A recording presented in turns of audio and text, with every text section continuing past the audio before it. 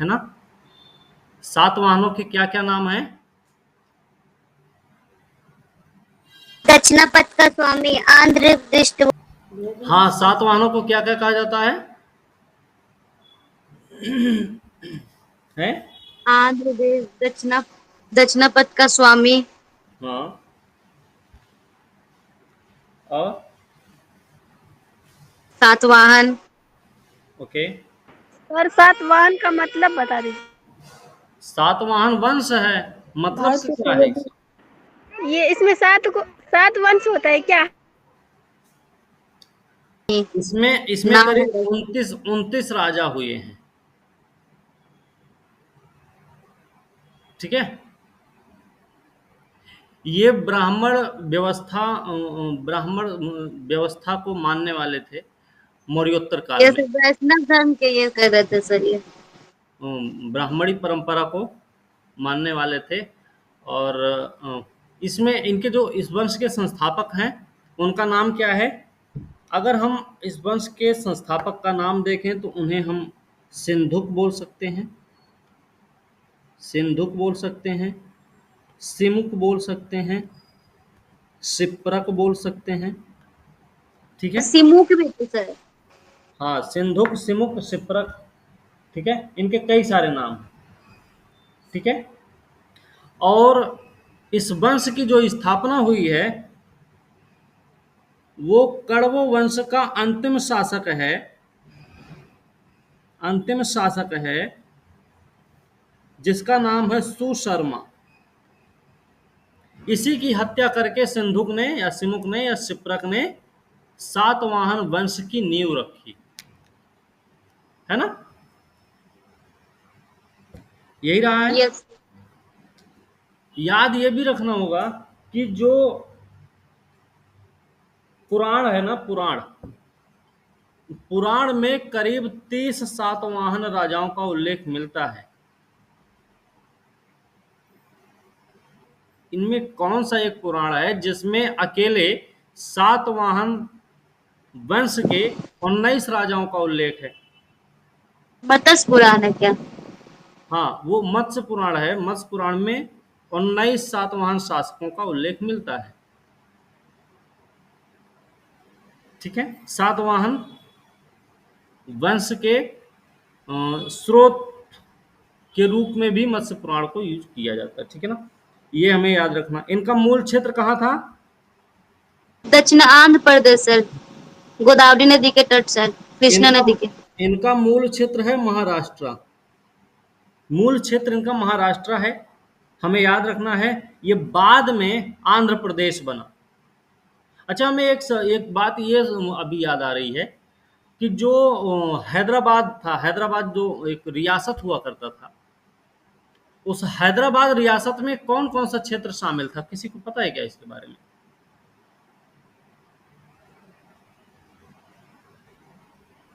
हैदराबाद के क्षेत्र में महाराष्ट्र था, आंध्रा था, तेलंगाना बोल सकते हैं, कर्नाटक कर्नाटका का भी एरिया रहा इसमें।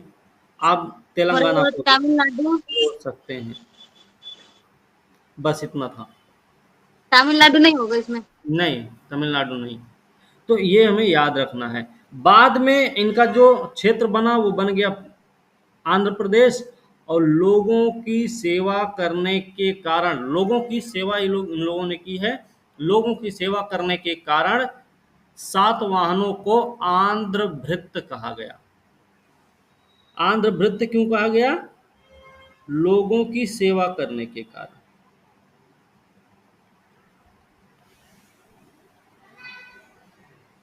ठीक है ना। हालांकि चैप्टर पे आते हैं, उत्तर भारत में मौर्यों के सबसे महत्वपूर्ण देशी उत्तराधिकारी हुए शुंग, उसके बाद हुए कण्व। शुंग वंश का संस्थापक कौन है? तो शुंग वंश का संस्थापक है पुष्यमित्र शुंग, पुष्यमित्र जिसने शुंग। जिसने बृहद रथ की हत्या की। और कण्व वंश का संस्थापक कौन है?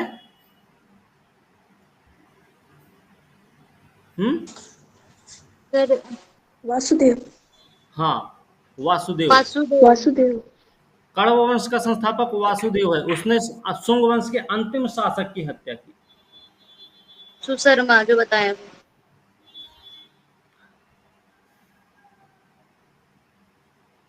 वासुदेव एवं कनिष्क में आप बोले थे सर, कुषाण के शासन में। भागवत या भागभद्र था अंतिम शासक शुंग वंश का, जिसकी हत्या करके वासुदेव ने कण्व वंश की नींव रखी थी। कण्व वंश के अंतिम शासक सुशर्मा की हत्या करके क्या नाम था, शिप्रक, सात, हाँ सिमुक, सातवाहन। सिंधुक ने सातवाहन वंश की स्थापना की। आंध्र सातवाहन भी इनको बोला जाता है। ठीक है। उत्तर भारत में मौर्यों के सबसे महत्वपूर्ण देशी उत्तराधिकारी हुए शुंग और कण्व। दक्कन और मध्य भारत में मौर्यों के उत्तराधिकारी हुए सातवाहन हुए। हालांकि बीच में करीब 100 वर्षों का व्यवधान हुआ, 100 साल का बीच में व्यवधान रहा है।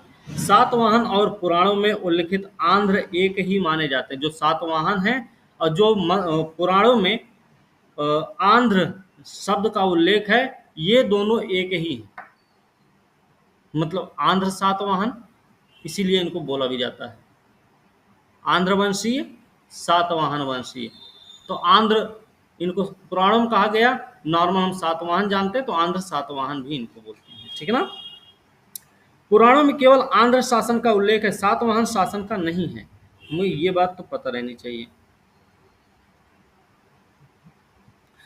दूसरी ओर सातवाहन अभिलेखों में आंध्र नाम नहीं मिलता है। सातवाहन पूर्व बस्तियों का अस्तित्व दक्कन के अनेक स्थलों पर लाल मृदभांड, जो सातवाहन से पहले की बस्तियां देखने को मिलती हैं दक्कन क्षेत्र में, वो वहां पर क्या मिलता है हमको, लाल मृदभांड मिल जाता है। काला और लाल मृदभांड भी मिलता है। गेरुआ लेपित चित्रित मृदभांड भी पाए जाते हैं। ये सब के भी प्रमाण हमको मिलते हैं। कब से? सातवाहन से पहले के जो बस्तियां रही हैं उन स्थलों पर।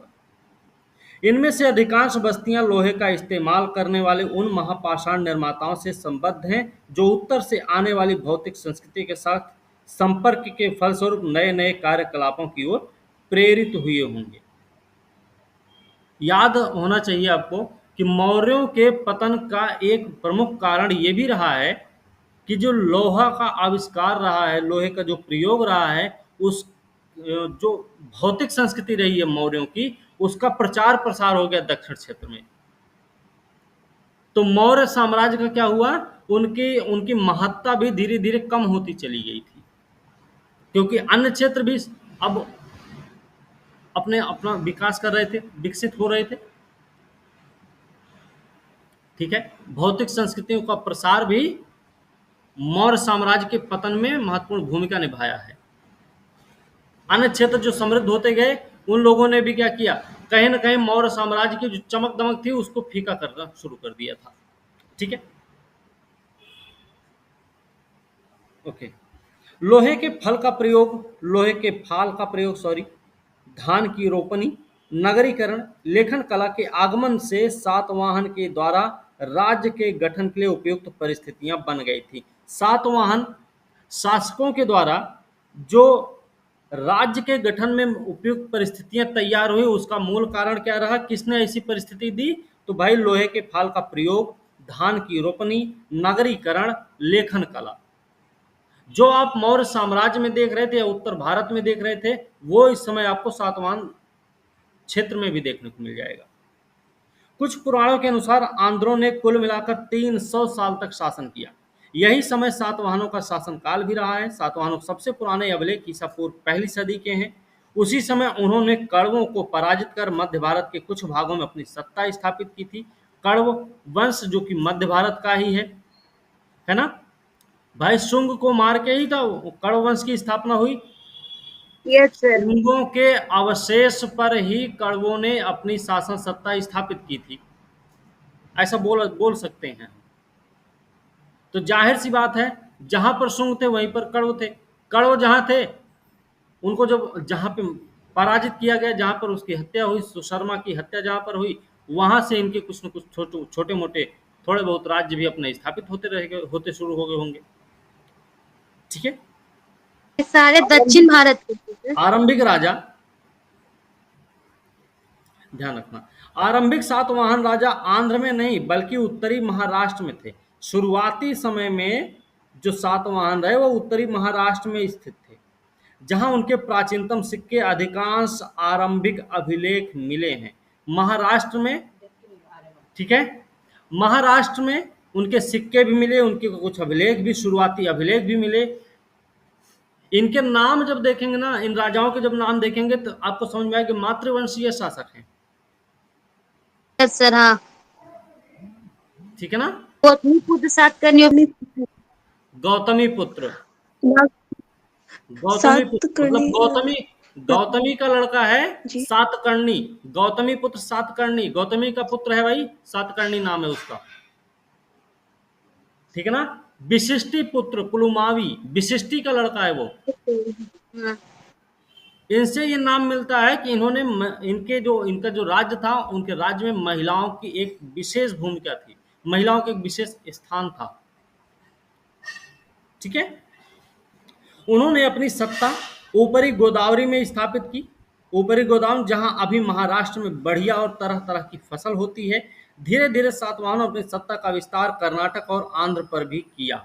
महाराष्ट्र से निकलकर इन्होंने कर्नाटक और आंध्र तक अपनी सत्ता को फैलाया। उनके सबसे बड़े प्रतिद्वंदी हुआ करते थे शक। सबसे बड़े प्रतिद्वंदी इनके कौन हुए? शक, जिन्होंने अपनी सत्ता दक्कन और पश्चिमी भारत में स्थापित की थी। सर। ठीक है। शकों में एक कोई शासक का नाम बता दीजिए जो बड़ा महान टाइप का, बड़ा फेमस टाइप का हो। शकों में एक ऐसे शासक का नाम बताओ जो फेमस टाइप का हो।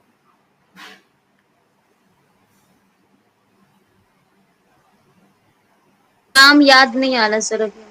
पढ़े थे ऐसे, लेकिन अभी याद नहीं आ रहा नाम। नहीं याद आ रहा। गौतमी। ऑप्शन तो सातवाहन का है।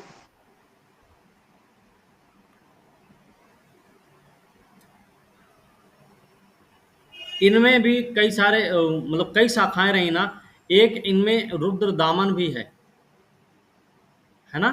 जी सर, रुद्रदामन। रुद्रदामन जूनागढ़ अभिलेख पहला संस्कृत में लिखा, संस्कृत की काव्य शैली में लिखा गया अभिलेख है। उससे पहले सभी जितने भी अभिलेख लिखे गए वो प्राकृत भाषा में लिखे गए थे, लेकिन ये पहला अभिलेख था जो संस्कृत भाषा में लिखा गया और काव्य शैली में भी लिखा गया। ठीक है ना। तो विदेश वाला जो शक बोल रहे हैं क्या, जिससे पहले पढ़े थे, जी। इसमें बहुत कंफ्यूजन होता है सर, लगता है वो भी इधर का ही है। सॉरी। ऐसी भी अवस्था आई जब शकों ने सातवाहनों को महाराष्ट्र पश्चिमी भारत के अंदर पड़ने वाले उनके राज्य क्षेत्र से बेदखल कर दिया। एक समय ऐसा भी आया कि शकों ने सातवाहनों को ही बेदखल कर दिया।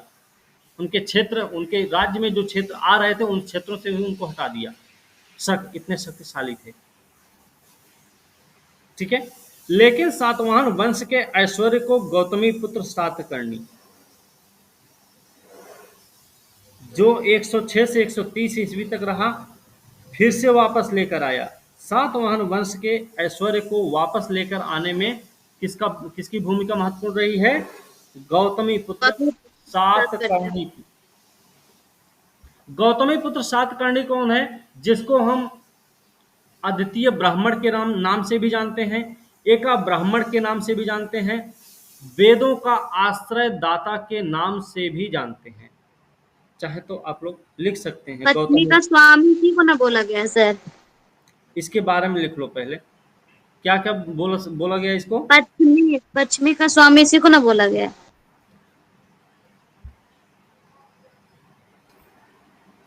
ऐसा बताया जाता है गौतमी पुत्र सातकर्णी। तो इनके जो गौतमी पुत्र को जो और नाम से जाना जाता है उसमें आप लिख सकते हैं अद्वितीय ब्राह्मण, अद्वितीय ब्राह्मण, एका ब्राह्मण, एका ब्राह्मण, वेदों का आश्रयदाता, वेदों का आश्रयदाता, छहरात्र, छहरात्र वंश का विनाशक भी बोल सकते हैं। छहरात्र वंश का विनाशक भी इसको कह सकते हैं, क्योंकि गौतमी पुत्र सातकर्णी के आने के बाद एक भीषण संग्राम होता है, भीषण युद्ध होता है नहपान से। नहपान कौन है? नहपान है छहरात्र वंश का ही शासक। छहरात्र वंश के शासक नहपान के साथ इसका भीषण युद्ध हुआ। ऐसा बताया जाता है कि इसने क्या किया, इस युद्ध में नहपान को सिर्फ पराजित ही नहीं किया था बल्कि उसकी हत्या भी कर दी थी। गौतमीपुत्र सातकर्णी के आने के बाद सातवाहनों के दौर में जो एक अंधकार युग चल रहा था, वो अंधकार के बादल छट गए गौतमीपुत्र सातकर्णी के आने के बाद। ठीक है। यहाँ यहाँ क्या लिखे है? वेदों का आश्रयदाता। ठीक है ना। तो ये हमें याद रखना है। इसलिए इसीलिए नहपान को पराजित किया, मार दिया, नहपान के राज्य को अपने साम्राज्य में मिला लिया। इस वजह से इसको क्षहरात्र वंश का विनाशक भी कहा जाता है ना। ठीक है ना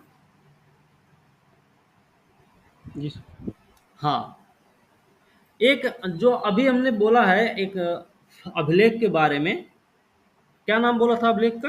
नासिक, नासिक नाना करके नासिक नासिक। अभिलेख। जो नासिक अभिलेख है, इस नासिक अभिलेख में बताया गया है कि जो गौतमी पुत्र सातकर्णी है, अच्छा नासिक अभिलेख जो है ना बालश्री गौतमी का है, ये भी याद रखना, बालश्री गौतमी का है वो अभिलेख। उस अभिलेख में चर्चा मिलती है कि गौतमी पुत्र सातकर्णी के जो विजयी घोड़े थे ना, उन्होंने तीनों समुद्रों का पानी पिया है। गौतमी पुत्र सातकर्णी के घोड़े तीनों समुद्र का पानी पिए थे, ऐसा हमको नासिक अभिलेख में मिलता है। और नासिक अभिलेख किसका है? तो बलश्री का है। इसका कहने का मतलब ये है, ये बात जो बोला जा रहा है, इसके कहने का मतलब है कि ये जो राजा है गौतमी पुत्र सातकर्णी नाम का कोई शासक है, ये अपराजेय रहा। हाँ ठीक है। ठीक है। तो उसने अपने को एकमात्र ब्राह्मण कहा, मतलब एका ब्राह्मण कहा, शकों को पराजित किया इसने, शकों को भी इसने हराया है, क्षहरात्र को हराया, शकों को हराया, अनेक क्षत्रिय शासकों का नाश भी किया। दावा भी किया है कि उसने क्षहरात्र वंश का नाश कर दिया, क्षहरात्र वंश का नाश किया, क्योंकि उसका शत्रु नहपान इसी वंश का था, अभी हमने आपको बताया। और ये उसका दावा सही है, क्योंकि नहपान जो 8,000 से अधिक चांदी के सिक्के नासिक के पास मिले हैं, उन पर सातवाहन राजा द्वारा फिर से ढलाए जाने के चिन्ह प्राप्त होते हैं। अब ये बात भी सही है कि कथन और कारण के रूप में प्रश्न आ जाए कि क्षहरात्र वंश के अंतिम शासक नहपान को पराजित कर उसकी हत्या कर दी गई, सॉरी गौतमीपुत्र सातकर्णी द्वारा पराजित कर उसकी हत्या कर दी गई। कारण में दे दिया जाए कि नासिक में मिले नहपान के चांदी के सिक्कों में सातवाहन राजा के द्वारा ढलाए जाने के चिन्ह प्राप्त होते हैं। ये एक आपका कारण भी हो जाएगा। इसी से इतना बात पता चल रही भाई कि नहपान को मारा ही इसने, क्षहरात्र वंश का विनाशक है ये, क्षहरात्र वंश को खत्म किया था इसने, तभी ना बोल सकते हैं अच्छे से। ओके। उसने मालवा काठियावाड़ पर भी अधिकार जमा लिया। कौन? ये किसकी बात हो रही है? गौतमी पुत्र सातकर्णी की। शकों को हराया है इसने, याद रखना। और शक जो है पश्चिमी क्षेत्र में ही रहे हैं, जो शकों के अधीन था। देखिए यहाँ पर बताया भी गया, मालवा और काठियावाड़ जो शकों के अधीन था, इनको भी हराया इसने। ऐसा लगता है गौतमी पुत्र सातकर्णी का साम्राज्य उत्तर में मालवा से लेकर दक्षिण में कर्नाटक तक फैला हुआ था। संभवतः आंध्र पर भी उसका आधिपत्य था। गौतमीपुत्र के उत्तराधिकारियों ने 220 ईस्वी तक राज किया, जो इसके उत्तराधिकारी हुए। इसके प्रत्यक्ष उत्तराधिकारी हैं विशिष्टिपुत्र पुलुमावी या पुलुमाइन। पुलुमाइन भी यहाँ पे दिया गया है और पुलुमावी भी, नाम याद रखना है। 130 से 154 ईस्वी तक रहा। के सिक्के और अभिलेख आंध्र में पाए गए। जो विशिष्टिपुत्र पुलमावी हैं, इनके जो सिक्के और अभिलेख पाए गए वो हमको कहाँ पर देखने को मिलते हैं? आंध्र प्रदेश में देखने को मिलते हैं। इस वजह से बताया जाता है कि सातवाहन शासकों का राज्य जो था वो आंध्र प्रदेश में भी फैला हुआ था। ठीक है ना। और उसने अपनी राजधानी, अच्छा एक चीज और याद रखना, 130 से 154 ईस्वी तक शासन चला है गौतमी वशिष्ठिपुत्र पुलमावी का। और इसी समय में इसके जो सिक्के और अभिलेख देखने को मिलते हैं वो मिलते हैं हमको आंध्र प्रदेश में। मतलब ये कहने का है कि सातवाहन शासकों का राज्य का सातवाहन राज्यों का अंग बन चुका था आंध्र प्रदेश। कब बन गया था? वशिष्ठिपुत्र पुलमावी के समय में, मतलब दूसरी शताब्दी के दौरान। बात समझ में आई? उसने अपनी राजधानी आंध्र के औरंगाबाद गोदावरी की नदी के किनारे, औरंगाबाद जिले में गोदावरी नदी के किनारे पैठन या प्रतिष्ठानपुर भी कहते हैं, वहां पर स्थापित करी इसने। शकों ने कोंकण समुद्र तट मालवा पर अधिकार करने के लिए सातवाहनों के साथ फिर से संघर्ष छेड़ा। शकों ने क्या किया कि कोंकण समुद्र तट कहाँ है?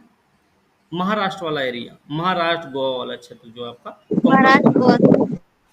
उस पर और मालवा पर अधिकार जमाने के लिए फिर से संघर्ष छेड़ा है शकों ने। ठीक है। सौराष्ट्र मतलब काठियावाड़ के शक शासक रुद्रदामन प्रथम 130 से 150 ईस्वी के बीच में रहा है। रुद्रदामन प्रथम, इसने सातवाहनों को फिर 2 बार हराए। सातवाहनों को 2 बार किसने हराया है? शक शासक है रुद्रदामन प्रथम, जो 130 से 150 के बीच में शासन किया है, लेकिन वैवाहिक संबंध के कारण उनका नाश नहीं किया, शादी वादी भी कर लिया भाई।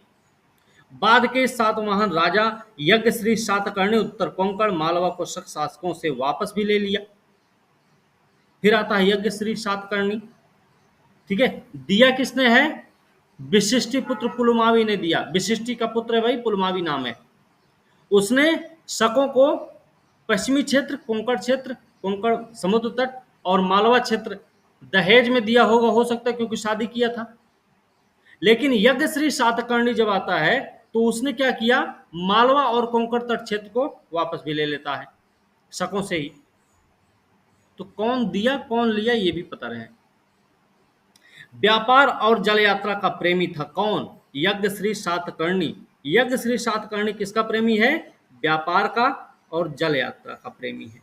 उसके सिक्के न केवल आंध्र प्रदेश, उसके सिक्के आंध्र प्रदेश के साथ साथ महाराष्ट्र, मध्य प्रदेश, गुजरात में भी पाए गए। और इन सिक्कों पर ना जहाज के चित्र अंकित हैं, पतवार वाले जहाज के चित्र अंकित हैं इसके सिक्कों पर, जो जल यात्रा और समुद्री व्यापार के प्रति उसके प्रेम का परिचायक हैं। ये हमको पता रहना चाहिए।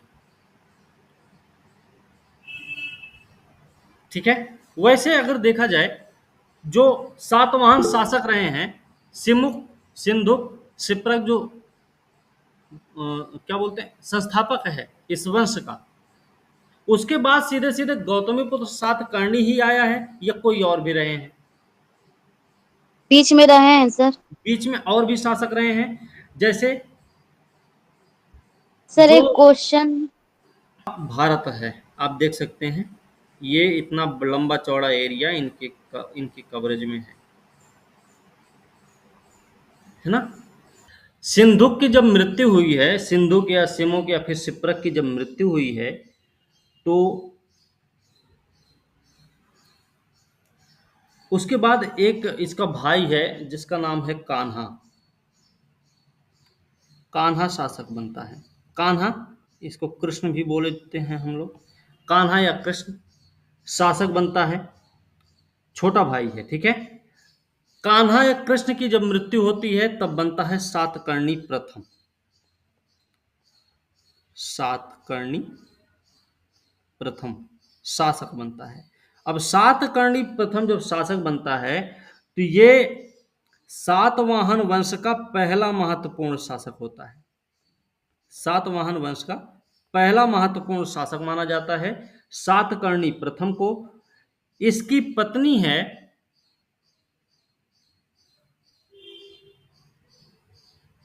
नाम है क्या? नागनिका। नागनिका सातकर्णी प्रथम की पत्नी है। और सातकर्णी प्रथम की पत्नी जो नागनिका हैं, इनका एक नाना घाट अभिलेख है। नागनिका का नानाघाट अभिलेख का नानाघाट अभिलेख। ठीक है, सातकर्णी प्रथम की पत्नी का से संबंधित है। ठीक है, और इसमें किस बात का उल्लेख है? तो इसमें सारा का सारा उल्लेख है सातकर्णी प्रथम का। सातकर्णी प्रथम की उपलब्धियों का वर्णन किया गया है नागनिका के नानाघाट अभिलेख में। इसी में नागनिका के नानाघाट अभिलेख में ही सातकर्णी प्रथम को महान विजेता भी बताया गया है, महान शासक भी बताया गया है। यह हमें याद रखने की जरूरत है। इसमें एक चीज और याद रखना है, इसने क्या किया ना, यज्ञ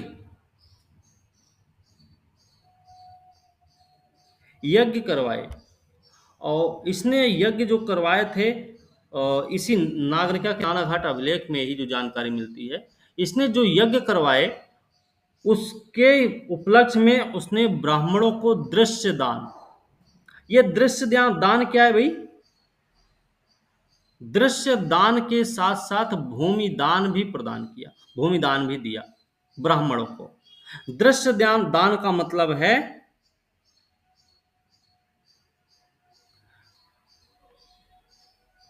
दृश्य दान मतलब है मुद्रा।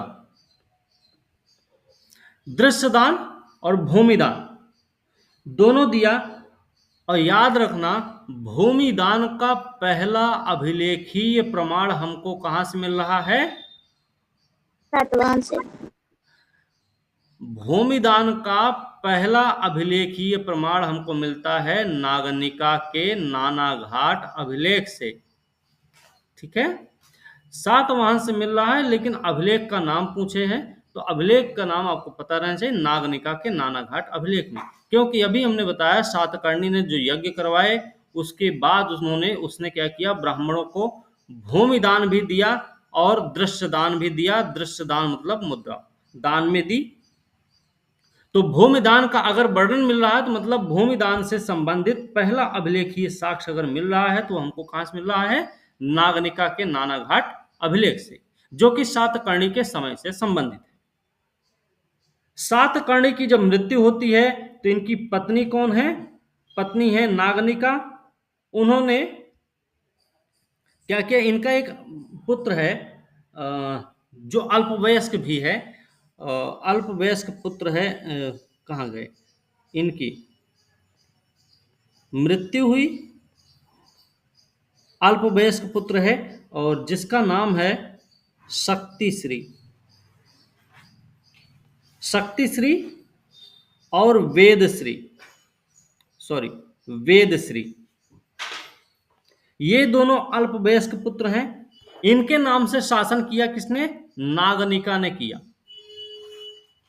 याद रखना है, वेदश्री और शक्तिश्री जो अल्पवयस्क पुत्र हैं, सातकर्णी प्रथम के पुत्र हैं, इनके नाम से नागनिका ने शासन किया उनकी मृत्यु के बाद।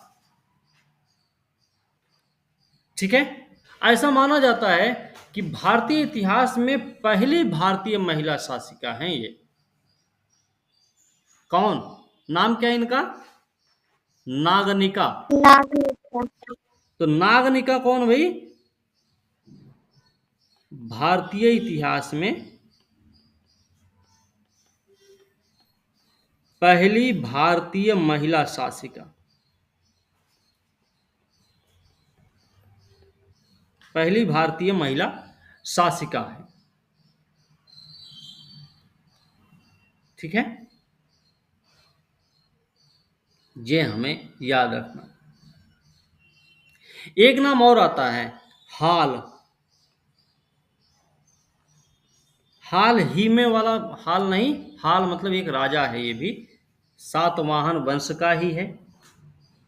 अंधकार युग है इस दौर में। सातवाहनों का जो अंधकार युग चल रहा था उसमें बताया जाता करीब 17 शासक हुए। उन 17 शासकों में एक राजा है हाल। ठीक है, और हाल के बारे में पुराणों में बताया गया है कि हाल जो है ना एक विद्वान हुआ करता था। हाल एक जो राजा है, सातवाहन वंश का शासक है, वो विद्वान शासक था। इसी हाल ने एक किताब की रचना की है। किताब क्या, उसको ग्रंथ भी बोला जा सकता है। नाम पता है किसी को आप में से? ऐसा लंबा नाम है सर, याद था बोल रहा हूँ। सर गाथा सप्तशती। गाथा सप्तशती। गाथा सप्तशती नाम है इसका। प्राकृतिक। ठीक है, प्राकृत भाषा में लिखा है, ये भी आपको याद रखना चाहिए, प्राकृत भाषा है, ये आपको पता होना चाहिए। हाल कौन है? सातवाहन वंश का शासक है। वो भी उस दौर का शासक है जब सातवाहन वंश में अंधकार युग चल रहा था। अंधकार युग के उन 17 शासकों में से एक है हाल। ठीक है, हाल के बाद आते हैं गौतमी पुत्र। गौतमी पुत्र मतलब गौतमी के पुत्र हैं ये। ठीक है, जिन्होंने क्या किया, सातवाहन वंश के अंधकार युग को समाप्त कर दिया, है ना। गौतमी पुत्र हमने देखे, विशिष्टि पुत्र। गौतमी पुत्र के बारे में क्या क्या बताया हमने? वो क्षहरात्र वंश का विनाशक है, पहली चीज, है ना। शकों को भी हराया उसने, शकों को भी हराया। ठीक है, सातवाहन की प्रतिष्ठा को 4 चांद लगाए इसने। इसके समय में जो इसके विजयों का उल्लेख है, इसकी जो इसके घोड़े तीनों समुद्र का पानी पीते थे। वो विजय पताका के बारे में नासिक अभिलेख में ये वर्णन मिलता है कि इसके घोड़ों ने तीनों समुद्रों का पानी पिया। और जिसको इसने हराया, क्षहरात्र वंश का विनाश किया था, क्षहरात्र वंश का शासक वो था नहपान। उसी को पराजित न किया बल्कि उसको हराया, पराजित करने के साथ साथ उसको मार भी दिया। मारने के बाद नहपान के राज्य को अपने साम्राज्य में मिला भी लिया। उसके बाद आता है विशिष्टि पुत्र पुलुमावी। विशिष्टि पुत्र पुलुमावी को दक्षिणापथेश्वर कहा जाता है। विशिष्टि पुत्र पुलुमावी को दक्षिणापथेश्वर कहा जाता है। ये हमें याद रखने की जरूरत है, कई बार पेपर में भी पूछा गया है।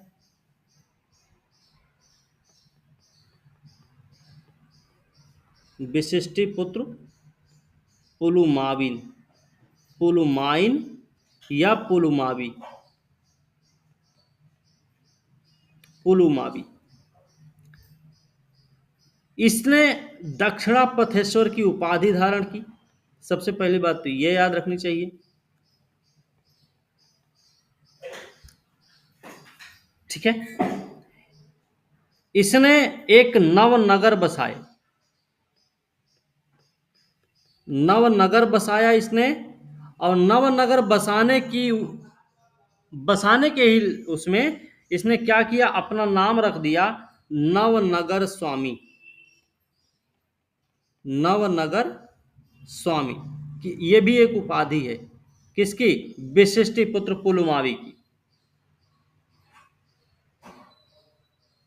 यही नहीं, इस व्यक्ति ने, विशिष्टि पुत्र पुलुमावी ने एक काम और किया था। अमरावती का स्तूप जो था आपका, अमरावती स्तूप का क्या किया इसने? अमरावती स्तूप का आकार वर्धन करवाया, आकार वर्धन करवाया। वर्धन मतलब बता दीजिए। तो यज्ञश्री सातकर्णी है ना, ये सातवाहनों का अंतिम महत्वपूर्ण शासक है। अंतिम महत्वपूर्ण शासक का मतलब अंतिम शासक नहीं, ठीक है, अंतिम महत्वपूर्ण शासक है, ये आपको याद रखना है। अंतिम महत्वपूर्ण शासक होने के साथ साथ इसने क्या किया था, शकों को पराजित भी किया था। यज्ञश्री सातकर्णी, शकों को पराजित किया इसने, शकों को इसने पराजित किया। और अपने जो इसके पहले वाले जो राजा हुआ करते थे उनके जो क्षेत्र हुआ करते थे उन क्षेत्रों को शकों को पराजित करते हुए अपने पुराने साम्राज्य को इसने क्या किया, प्राप्त भी कर लिया था। ठीक है, ये हमें याद रखना है। इस वंश का जो अंतिम शासक था उसका नाम है पुलुमावी चतुर्थ। पुलुमावी चतुर्थ अंतिम शासक है ये इस वंश का। सातवाहनों की राजधानी जो प्रतिष्ठान हुआ करती थी, प्रतिष्ठान या फिर पैठन हुआ करती थी, कहाँ पे आज के समय में आंध्र प्रदेश में वो देखने को मिलेगी। ये हमें आंध्र प्रदेश में है ना, तो ये हमें याद रखने की ज़रूरत है।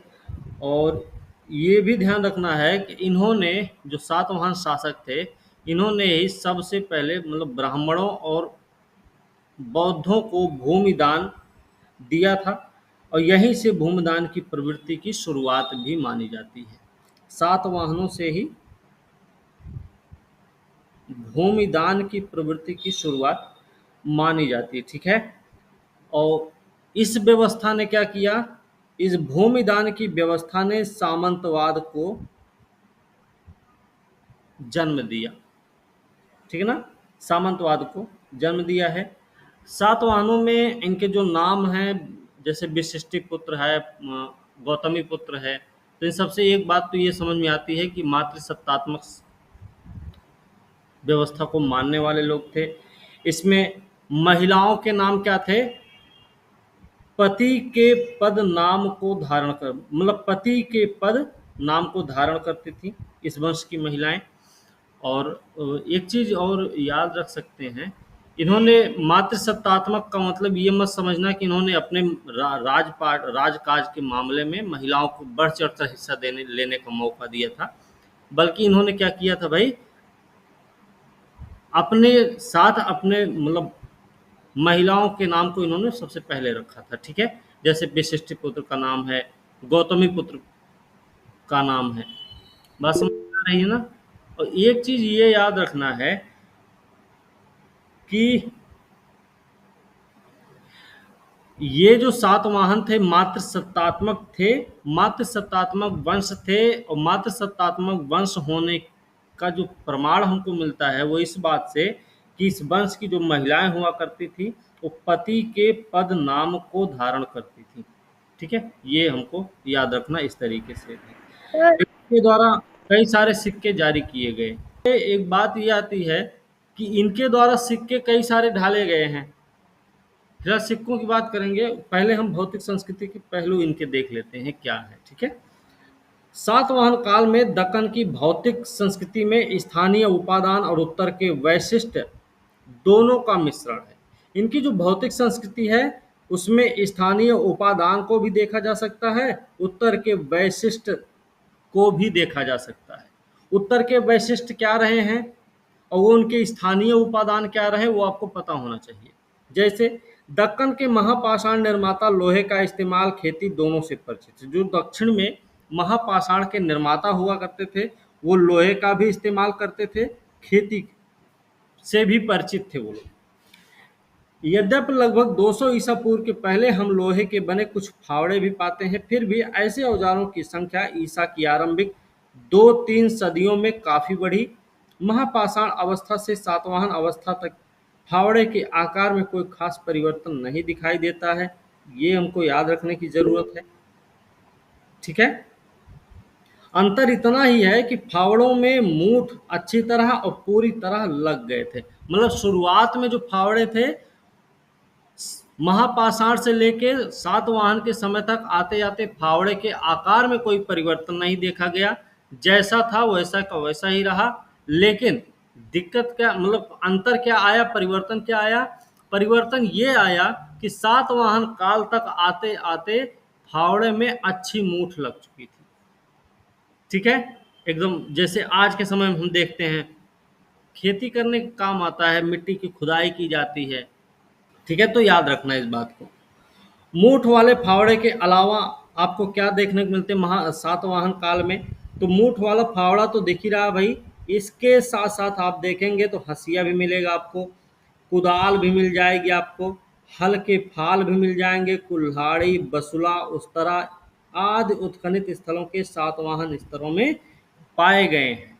ठीक है ना, ये हमें याद रखना है। इनके समय में मूठ वाला फावड़ा के साथ साथ आपको हसिया भी मिल जाएगा, कुदाल मिल जाएगा, हल्के फाल का सर मतलब फिर क्या है? दोनों नाम अलग क्यों दे रखे हैं? उधर फाव अलग थोड़ी ना, एक ही दोनों नाम। अलग अलग होते हैं ना भाई। ठीक है, हसिया, कुदाल, हल्के फाल, कुल्हाड़ी, बसुला, बसुला समझते होंगे आप लोग।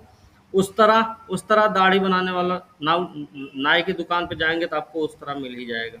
बसुला किसी बढ़ई के पास आप देख सकते हैं। ये सारी चीजें सातवाहन के स्तर में पाए गए हैं। चूलदार और मूठ वाले बाड़ाग्र तथा कटारें भी आपको देखने को मिल जाएंगी। ये सारी चीजें भी सातवाहनों के समय पर देखी जा सकती हैं।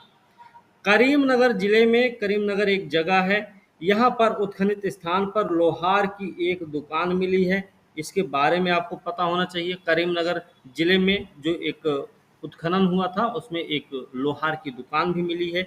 सातवाहनों ने क्या किया था करीमनगर में? तो करीमनगर और वारंगल के लौह अयस्कों का उपयोग किया होगा। और क्यों ऐसा है? क्योंकि पता चला है कि इन दोनों जिलों में महापाषाण काल में लोहे की खदानें थीं। ठीक है, तेलंगाना में है सर, करीमनगर। करीमनगर वारंगल के लोहे का प्रयोग सातवाहनों ने किया था। तो उसका क्या मतलब है? मतलब यही है कि महापाषाण काल में भी यहाँ पर इन जगहों पर लोहे के साक्ष्य मिलते हैं। ठीक है ना, ये बात हमें याद रखनी है। ईसा से पूर्व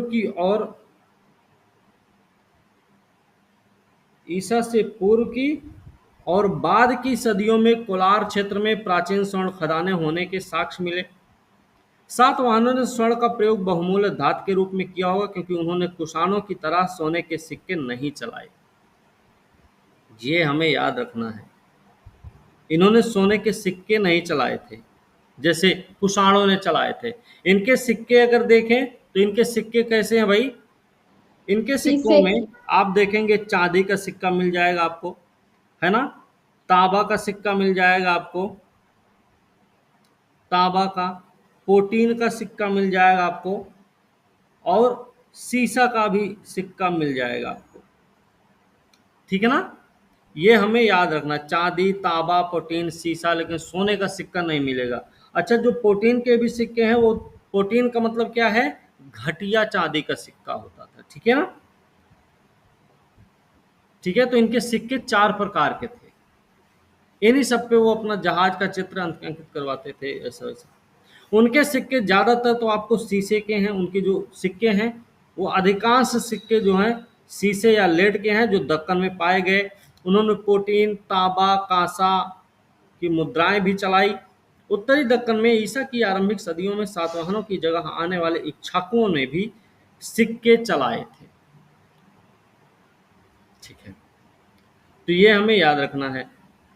सदियों में सातवाहनों की जगह आने वाले इक्ष्वाकुओं ने भी सिक्के चलाए। अच्छा, इक्ष्वाकु जो आए थे वो सातवाहनों के बाद आए हुए हैं। बात यहीं पर, यही चीज़ है ना इसकी, इसके कहने का मतलब यही है।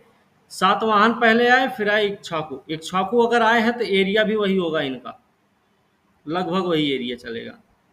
मेरे ख्याल से उड़ीसा वाले क्षेत्र में इक्ष्वाकुओं का शासन रहा है।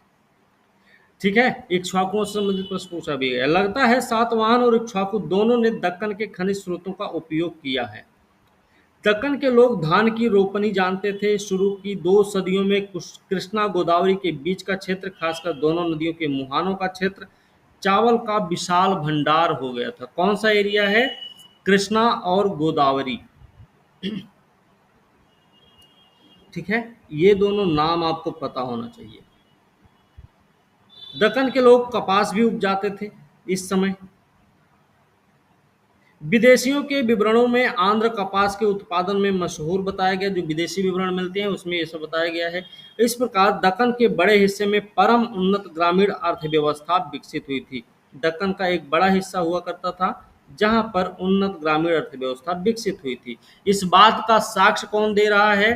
कृष्णा गोदावरी क्षेत्र में उपजाए गए धान या चावल के साक्ष्य, और साथ ही साथ कपास के उत्पादन के जो साक्ष्य मिल रहे हैं, है ना। इन्हीं सब से हमको ये पता चलता है कि इस समय जो ग्रामीण अर्थव्यवस्था थी वो एक उन्नत ग्रामीण अर्थव्यवस्था के रूप में विकसित थी। ठीक है ना, बात समझे। और यहाँ पर ये चीजें भी इस बात का प्रमाण दे रही हैं, जब जहाँ पर आपको फावड़ा भी मिल रहा, कुदाल भी मिल रहा, बसला मिल रहा, उस्तरा मिल रहा है, हंसिया मिल रहा है, ये सारी चीजें भी मिल रही हैं। इन सब के साथ साथ हल्के फाल भी मिल रहे हैं आपको, है ना। तो ये सारी चीजें मिल के एक दूसरे के साथ मिल के ये चीजें बताने का प्रयास भी कर रही हैं। ग्रामीण अर्थव्यवस्था जो उनकी थी, एक उन्नत ग्रामीण अर्थव्यवस्था थी। साथ ही साथ ये जो औजार मिले हैं, इनसे ये भी पता चलता है ये खनिज संसाधन के मामले में कैसे थे। हालांकि सिक्कों से ये इनको लगता नहीं है कि ये सोने के मामले में ये सब बहुत ज़्यादा भंडारित थे या अमीर टाइप के थे, लेकिन ये जरूर पता चलता है कि कोलार, कर्नाटक के कोलार क्षेत्र से सोने की खदान शुरू हो चुकी थी उस समय, इनके समय।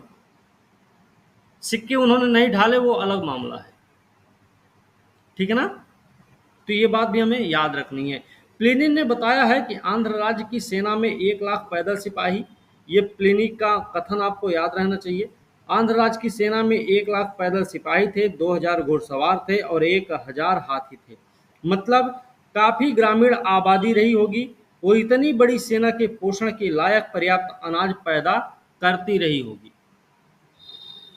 ठीक है, ग्रामीण अर्थव्यवस्था के विकास का या ग्रामीण आबादी का और ग्रामीण अर्थव्यवस्था का आंकड़ा हमें इस बात से भी लगा लेना चाहिए कि जैसा प्लिनी ने बताया है इसकी सेना के बारे में, तो उतनी बड़ी सेना के रखरखाव के लिए जो भी जिम्मेदारी रही है, उनके पालन पोषण के लिए, उनके पैसे कौड़ी लेन देन करने के लिए, भाई सैलरी कहाँ से आएगी? राजस्व से ही आएगी, है ना। खाना पीना कहाँ से मिलेगा? अनाज से मिलेगा। तो उतना उत्पादन हो रहा होगा, उतना मामले में राजस्व आता रहा होगा, इसी वजह से उन्होंने इतनी लंबी चौड़ी सेना रखी, उनका रखरखाव का खर्चा निकाला उन्होंने, इसी वजह से। तो ग्रामीण अर्थव्यवस्था उनके इस बात का भी परिचायक बन जाती है। ठीक है, उत्तर के संपर्क से दक्कन के लोगों ने सिक्के, पकी ईंट, छल्लेदार कुआं, लेखन कला आदि का प्रयोग सीख लिया।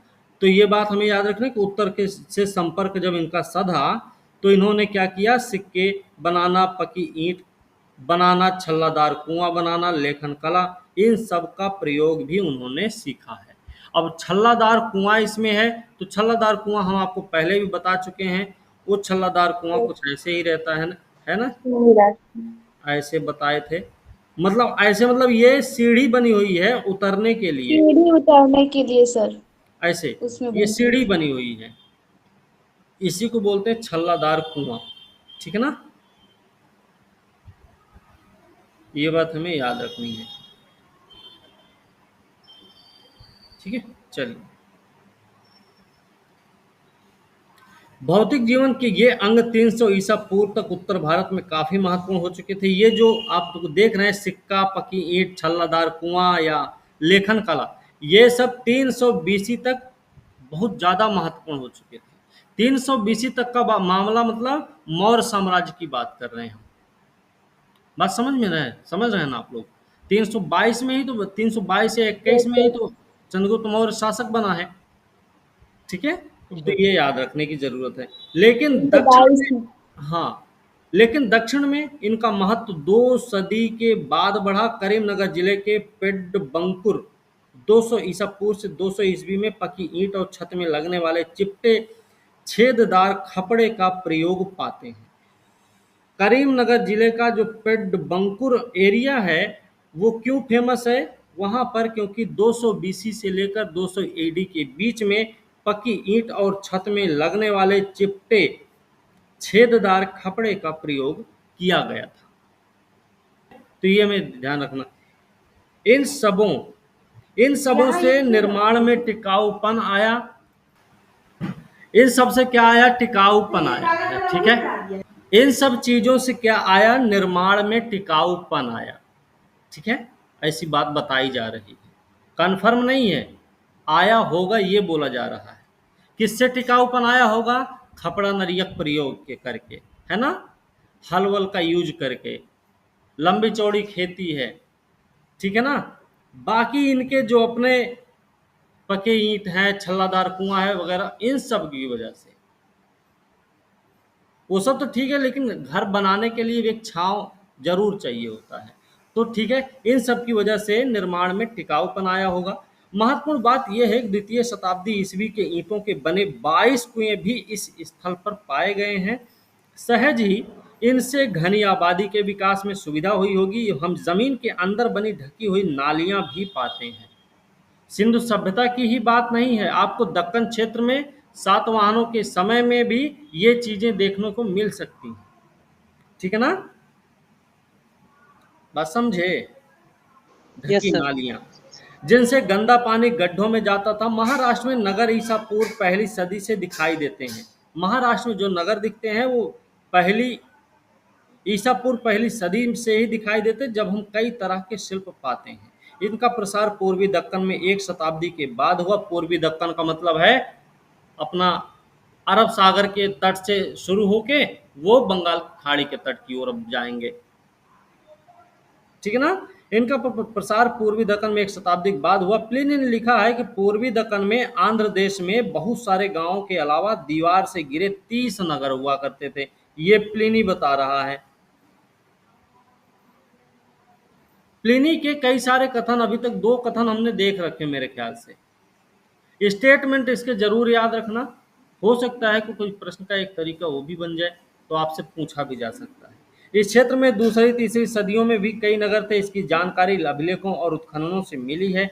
भारी संख्या में मिले रोमन और सातवाहन सिक्कों से बढ़ते हुए व्यापार का संकेत मिलता है। मतलब इस क्षेत्र में जो भारी संख्या में रोमन और सातवाहन सिक्के मिले हुए हैं, उससे हमको क्या साक्ष्य मिल रहा है, क्या जानकारी मिल रही है? मिल रही है कि व्यापार इनका जो था वो बढ़ रहा था। भाई रोमन तो दूसरा एरिया है ना, तो रोमन के सिक्के का मिलना मतलब ऐसे तो आया नहीं होगा, है ना, कीत कीत खेलते हुए चला आया कोई। बात समझे?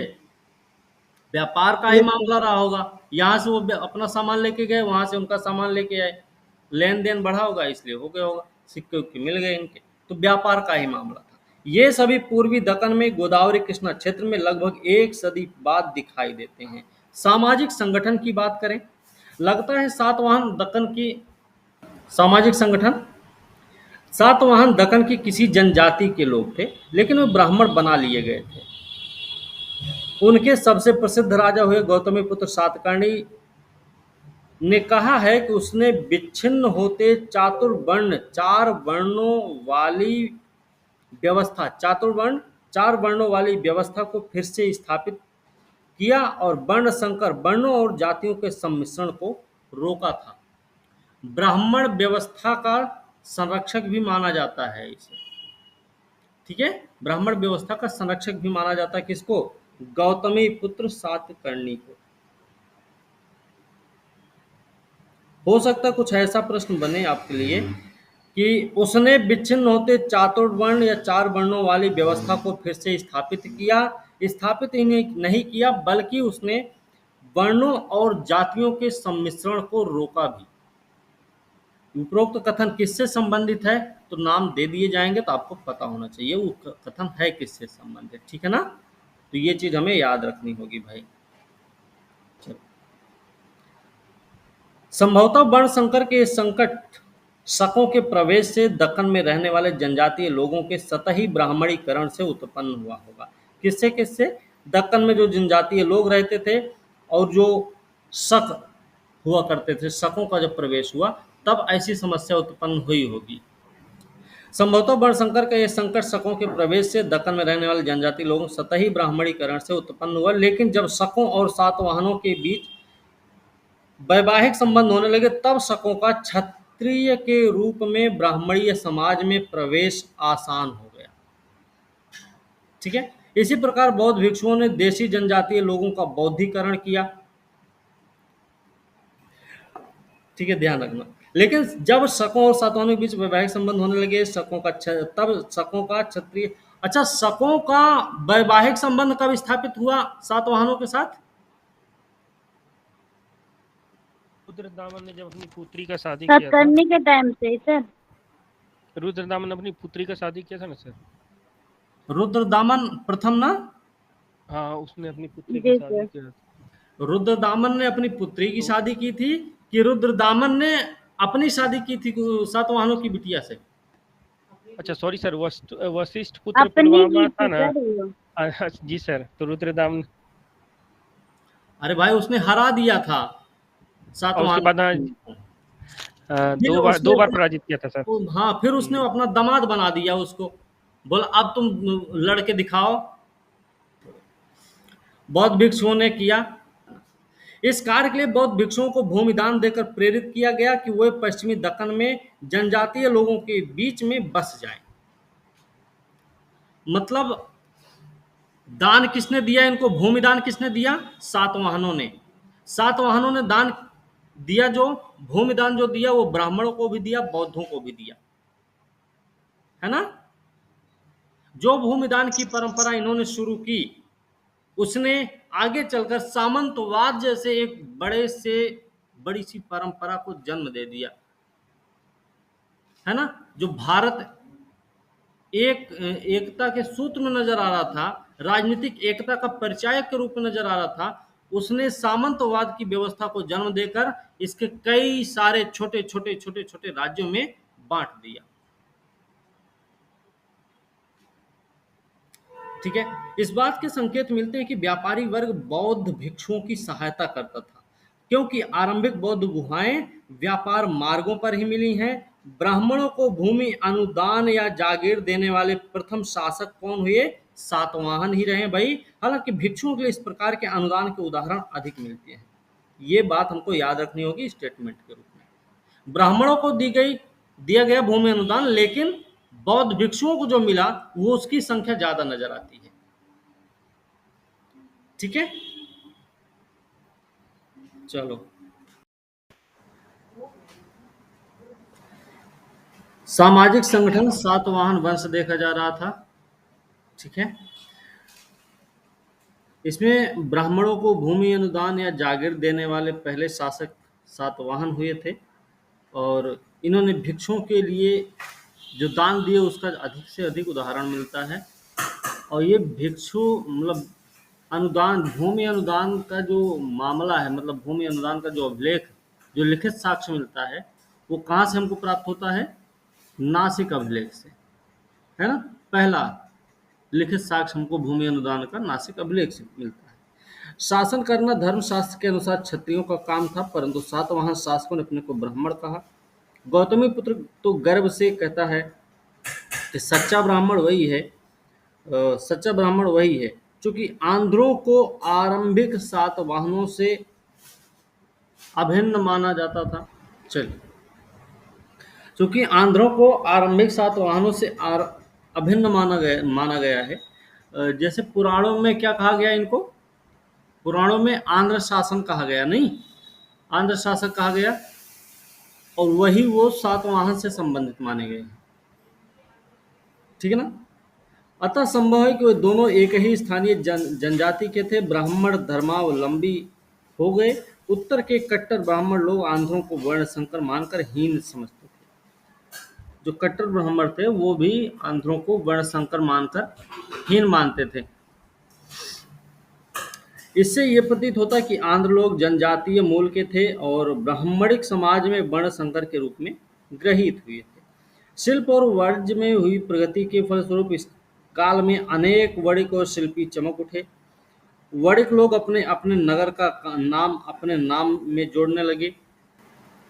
शिल्प और वाणिज्य में हुई प्रगति फलस्वरूप इस काल में अनेक वणिक और शिल्पी चमक उठे। वणिक लोग अपने अपने नगर का नाम अपने नाम में जोड़ने लगे। शिल्पी वणिक दोनों ने बौद्ध धर्म के निमित्त उदारता पूर्वक दान दिए। उन्होंने स्मारक शिला पट्टिकाएं भी स्थापित करवाई। किसने भाई? शिल्पी और वणिक दोनों। ठीक है, दोनों ने क्या किया? बौद्ध धर्म के निमित्त उदारता पूर्वक दान दिए। उन्होंने स्मारक भी बनवाए, शिला पट्टिकाएं भी स्थापित करवाई। शिल्पियों में गंधिकों का नाम दाता के रूप में बार बार उल्लिखित है। गंधिकों का नाम, ये गंधिक कौन थे भाई? गंधिक वो शिल्पी कहलाते थे जो इत्र बनाते थे। ठीक है ना। गंधिक कौन है? वह शिल्पी होते थे जो इत्र बनाते थे। तो गंधक कौन थे, ये बात हमें याद रखनी है। बाद में शब्द का अर्थ व्यापक हो गया और इस हर प्रकार के दुकानदारों के लिए ये शब्द प्रयुक्त होने लगा।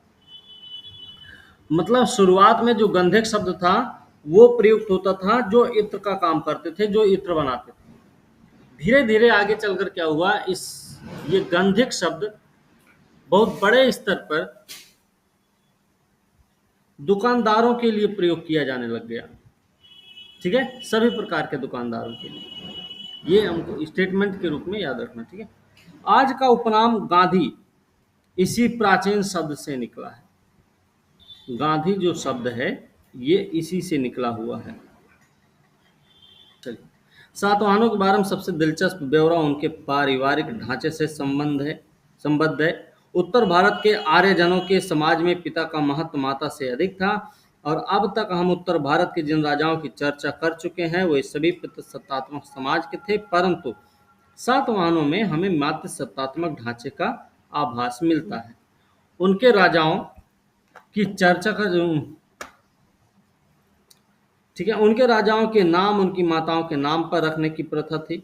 गौतमी पुत्र, वशिष्ठी पुत्र, ये सब नाम बताते हैं कि उनके समाज में माता की प्रतिष्ठा अधिक थी। आज प्रायद्वीपीय भारत में पुत्र के नाम में पिता के नाम का अंश जोड़ने की परंपरा आज के समय में ये वाली परंपरा चल रही है, और माता के नाम को इसमें कोई स्थान नहीं। इससे पितृतांत्रिक प्रभाव लक्षित होता थोड़ा है। सर ठीक है, कई रानियों ने तो प्रतिशासक मतलब रीजेंट के रूप में भी काम किया, किंतु सारतः सातवाहन राजकुल पितृतंत्रात्मक था, क्योंकि राज सिंहासन का उत्तराधिकारी पुत्र ही होता था। एक नाम आपने पढ़ा था, क्या नाम था रानी का, जिन्होंने अपने नागनिका। नागनिका, जिन्होंने अपने 2 अल्पवयस्क पुत्रों के नाम पर शासन अपना शासन चलाया था। खुद के नाम पर नहीं, अपने अल्पवयस्क पुत्रों के नाम पे चलाया था। चलिए, प्रशासनिक ढांचा। सातवाहन शासकों ने धर्मशास्त्रों में बताए राजा धर्म का संरक्षक बताए गए राजा के आदर्श पर चलने का प्रयास किए। राजा धर्म का संरक्षक होता था, उसमें कुछ दैवी गुणों का होना माना जाता था। सातवाहन राजा का वर्णन राम, भीम, केशव, अर्जुन आदि पौराणिक महापुरुषों के गुणों से विभूषित के रूप में किया गया। ये थोड़ा सा याद रखने की जरूरत है। ठीक है, चलिए, बल और पराक्रम में राजा की तुलना उक्त पौराणिक पुरुषों दिव्य विभूतियों से की गई है। स्पष्टता ऐसा सातवाहन राजा में देवत्व सिद्ध करने के लिए किया जाता हो। सातवाहनों ने कई प्रशासनिक इकाइयां वही रखी जो अशोक के समय में रही हैं। अशोक के समय वाली प्रशासनिक इकाइयों को सातवाहनों ने लगभग बनाए रखा। उनके समय में जिला को अशोक के काल की तरह ही आहार कहा गया। अब जिले को क्या कहा गया, जिला बन गया आहार, जैसे मौर्य साम्राज्य में था। ठीक है, जिला आहार है। उनके अधिकारी मौर्य काल की तरह अमात्य और महामात्य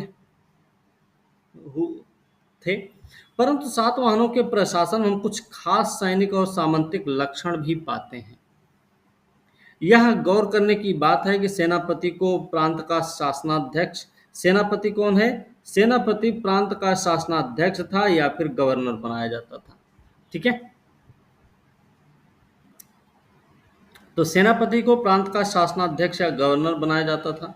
क्योंकि दखन की जनजातीय लोगों का ना तो पूरा ब्राह्मणीकरण हुआ था और ना वे अपने को नए शासन के अनुकूल बना पाए थे, इसलिए उन्हें प्रबल सैनिक नियंत्रण में रखना आवश्यक था। ग्रामीण क्षेत्रों में प्रशासन का काम गौलमिक करता था।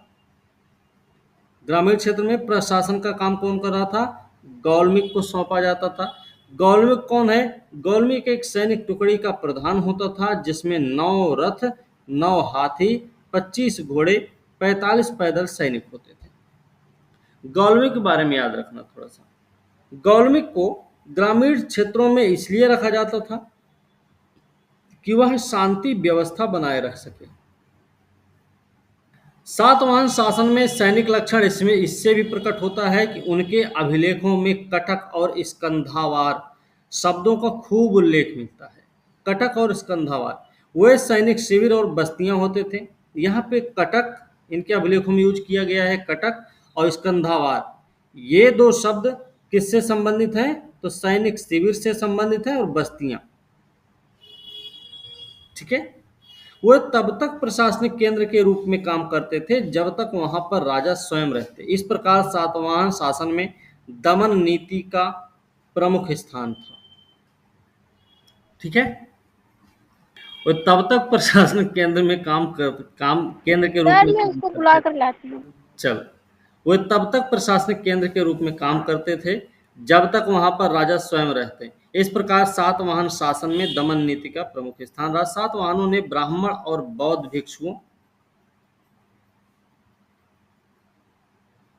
को कर मुक्त ग्राम दान देने की प्रथा शुरू की थी। ब्राह्मणों को भी और बौद्ध भिक्षुओं को भी जो आबाद भूमि और ग्राम दान में दिए जाते थे उन्हें राजपुरुषों और सैनिकों के तथा हर कोटि के राजकीय अधिकारियों के हस्तक्षेप से मुक्त घोषित कर दिया जाता था। जो आबाद भूमि और ग्राम दान दिए जाते थे उनको उन पे क्या था? वो किसी राजपुरुष, सैनिक या किसी भी प्रकार के राजकीय अधिकारी के हस्तक्षेप से मुक्त रहते थे। ठीक है। अतः दान किए गए ऐसे क्षेत्र सातवाहन राज्य के भीतर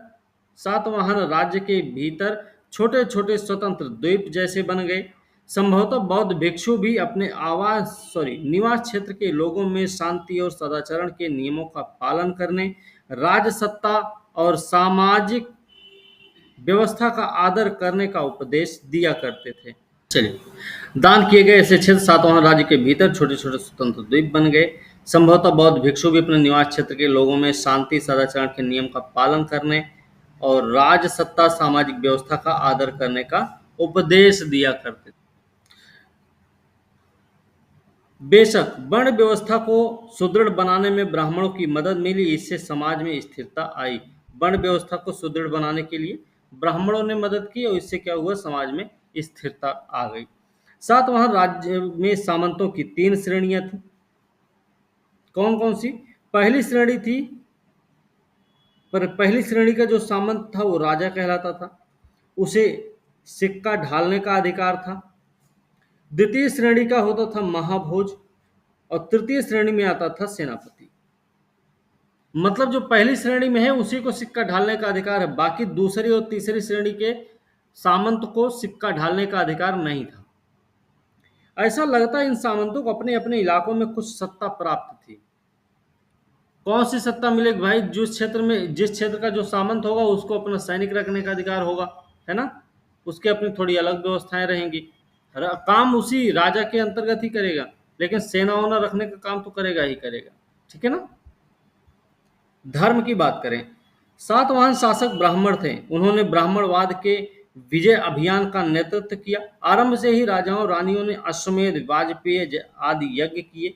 राजा रानी दोनों ने किए हैं अश्वमेध, वाजपेय यज्ञ। कृष्ण, वासुदेव आदि जैसे बहुत से वैष्णव देवताओं के भी उपासक रहे। ये वैष्णवी परंपरा को मानते भी थे। यज्ञ अनुष्ठानों में ब्राह्मणों को उन्होंने प्रचुर दक्षिणा दी थी। ठीक है। फिर भी सातवाहन शासकों ने भिक्षुओं को ग्राम दान दे देकर बौद्ध धर्म को बढ़ाया। उनके राज्य में बौद्ध धर्म के महायान संप्रदाय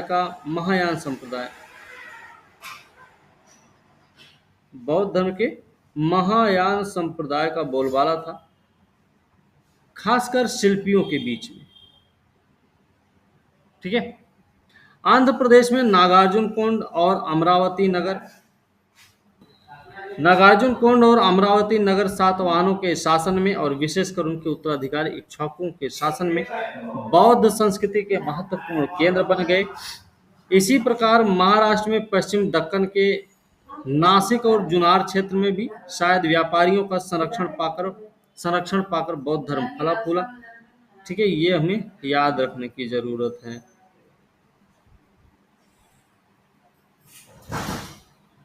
ठीक है ना। ये हमें इतना याद रखना होगा।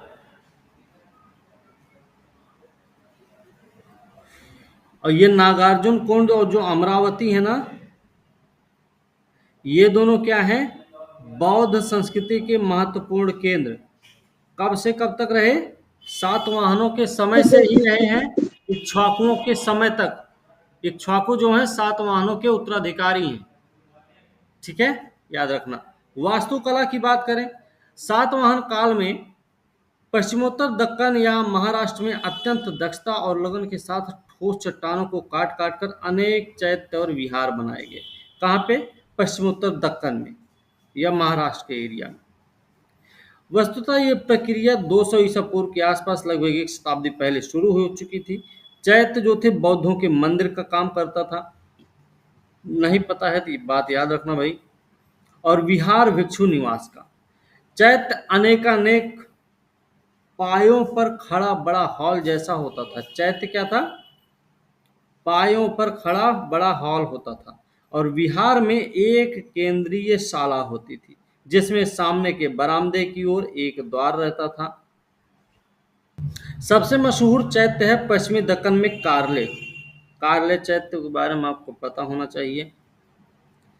ये लगभग 40 मीटर लंबा है, 15 मीटर ऊंचा है। विशाल शिला वास्तुकला का प्रभाव उत्पादक उदाहरण है ये, ठीक है। विहार जो थे वो चैत्यों के पास बनाए जाते थे। विहार चैत्यों के पास बनाए जाते थे। और उनका उपयोग वर्षा काल में भिक्षुओं के निवास के लिए होता था। जो विहार होते थे उनका यूज क्या होता था, वर्षा काल में भिक्षुओं के निवास के लिए। नासिक में 3 विहार हैं। उनमें नहपान गौतमी पुत्र के अभिलेख भी हैं। नासिक में जो 3 विहार मिले हैं उसमें नहपान के भी अभिलेख मिलेंगे, गौतमी पुत्र के भी अभिलेख देखने को मिलेंगे। इसलिए प्रतीत होता है कि वे ईसा की पहली दूसरी शताब्दियों के हैं। शिलाखंडीय वास्तुकला आंध्र में कृष्णा गोदावरी क्षेत्र में भी पाई जाती है, परंतु यह क्षेत्र वस्तुतः स्वतंत्र बौद्ध संरचनाओं के लिए मशहूर है। ये संरचनाएं अधिकतर स्तूप के रूप में, इनमें अमरावती और नागार्जुन कोंड के स्तूप सबसे अधिक मशहूर हैं। नागार्जुन कोंड और अमरावती के स्तूप सबसे ज्यादा मशहूर रहे हैं। स्तूप जो होते थे कैसे होते थे, गोलाकार का सर। गोलाकार ढांचा है इनका। बुद्ध के किसी अवशेष के ऊपर खड़ा किया जाता था। अमरावती स्तूप का निर्माण हुआ है 200 बीसी में, लेकिन ईसा की दूसरी सदी के उत्तरार्ध में आकर वह पूर्ण रूपेण निर्मित हुआ। इसका गुंबज नींव के आर पार 53 मीटर है, ठीक है। और इसकी ऊंचाई कितनी है, 33 मीटर। अमरावती के स्तूप भित्ति प्रतिमाओं से भरा हुआ है, ये आपको याद रखना चाहिए। अमरावती स्तूप, ठीक है। 1 मिनट रुकिएगा, ठीक है। तो ये हमें याद रखना, जो अमरावती का स्तूप है वो भित्ति प्रतिमाओं से भरा हुआ है, ठीक है। इनमें बुद्ध के जीवन के विभिन्न दृश्य उकेरे गए हैं। ये आप देख रहे हैं, ये नागार्जुन कोंडा में बुद्ध का उपदेश, ये एक चित्र है नागार्जुन कोंडा का है। ये नागार्जुन कोंडा सातवाहनों के उत्तराधिकारी इक्ष्वाकुओं के काल में अपने उत्कर्ष की चोटी पर रहा है, ये हमें पता रहना चाहिए। ये बार बार इक्ष्वाकु का नाम आ रहा है, इक्ष्वाकु थे कहाँ पे। यहाँ केवल बौद्ध स्मारक ही नहीं बल्कि सबसे पुराने ईंट के बने हिंदू मंदिर भी हैं। नागार्जुन कोंड न सिर्फ बौद्ध धर्म के लिए नहीं फेमस है, बौद्ध स्मारकों के लिए नहीं फेमस है, यहाँ पर हिंदू मंदिर भी आपको देखने को मिल जाएंगे, ठीक है। तो बौद्ध स्मारक और हिंदू मंदिर पुरानी ईंट के बने हुए। यहाँ लगभग 2 दर्जन विहार हैं। अपने स्तूपों महाचैत्यों से अलंकृत यह स्थान ईसा की आरंभिक सदियों में मूर्तिकला में सबसे ऊंचा प्रतीत होता है। कौन सा स्तूप महाचैत्यों से अलंकृत है, ये पूरा का पूरा जगह, ठीक है। अमरावती के ये वाला देख सकते सर हैं, 1 मिनट। ये वाला देख सकते हैं, अमरावती में बुद्ध के चरण चिन्हों की। हाँ, तो एक प्रश्न का तरीका ये भी आपको मिल सकता है कि बुद्ध के चरण चिन्हों की पूजा वाला चित्रण कहाँ पर देखने को मिल सकता है, या फिर कहाँ पर देखने को मिलता है, ठीक है, किस स्तूप पर देखने को मिलता है। बात समझे ना भाई? तो आपको ये बात पता रहनी चाहिए, ये अमरावती का स्तूप है, वहीं पर इसका चित्रण हुआ है, ठीक है ना, ये हमें याद रखना है। फिर नागार्जुन कोंडा में बुद्ध का उपदेश, यहाँ पे देखें तो ये बुद्ध के पीछे ये होलोग्राम आपको दिख रहा होगा, है ना, होलोग्राम वाला चित्रण है भाई। बाल इनके वैसे हैं, कैसे, घुघराले घुघराले, ठीक है। भाषा देखेंगे, सातवाहनों की राजकीय भाषा क्या थी, प्राकृत थी। ऐसी सभी अभिलेख किसी भाषा में ब्राह्मी लिपि रही है, प्राकृत भाषा रही है। जैसा कि हम अशोक के काल में देख चुके हैं, हो सकता है कि कुछ सातवाहन राजाओं ने प्राकृत में पुस्तकें भी लिखी हैं। प्राकृत ग्रंथ